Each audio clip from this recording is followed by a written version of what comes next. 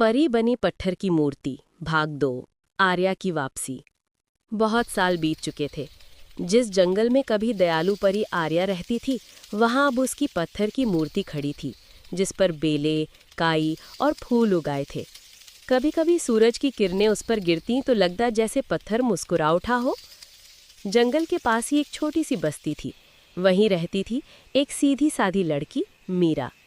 हर दिन वो जंगल में लकड़ियां बटोरने आती और उस मूर्ति के पास थोड़ी देर बैठ जाती। वो नहीं जानती थी कि ये कोई साधारण मूर्ति नहीं, बल्कि एक ऐसी परी की थी जिसने अपनी दया के कारण पत्थर का रूप ले लिया था। एक दिन जब मीरा वहां पहुंची तो उसने देखा कि मूर्ति की आंखों में हल्की सी सुनहरी चमक आ रही है। वो डर गई, पर जिज्ञासा से पास चली गई। तभी आसमान में बादल गरजे और हवा में एक अजीब सी चमक फैल गई।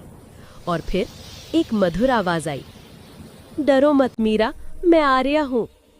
मीरा चारों ओर देखने लगी तो उसे मूर्ति के पास एक चमकता हुआ उजाला दिखा और उसमें वही परी खड़ी थी, आर्या की आत्मा। उसकी आंखों में करुणा थी, पर चेहरा उदास।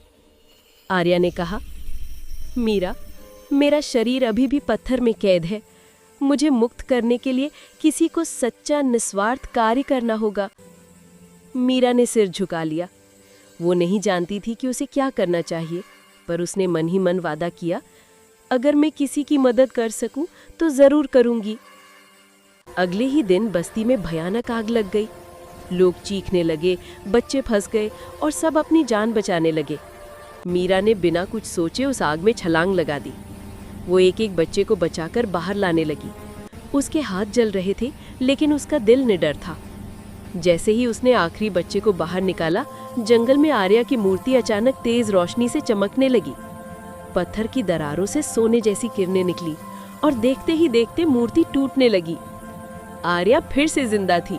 उसके पंख पहले से भी ज्यादा चमकदार थे। उसकी मुस्कान में फिर से वही जादू लौट आया था।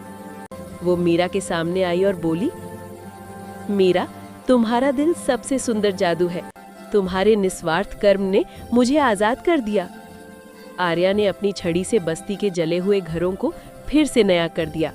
पेड़ों में हरे पत्ते लौट आए और हवा फिर से मीठी हो गई। अब जब भी कोई अच्छा काम करता है, जंगल में एक हल्की सी सुनहरी रोशनी दिखाई देती है। लोग कहते हैं वो आर्या की मुस्कान है जो आज भी हर दयालु दिल में बसती है। संदेश: सच्ची भलाई कभी व्यर्थ नहीं जाती। जब तक किसी के दिल में दया और प्रेम है, तब तक जादू और परी दोनों जिंदा हैं। अगर कहानी अच्छी लगी तो लाइक करें। नई कहानियों के लिए सब्सक्राइब करें। आपका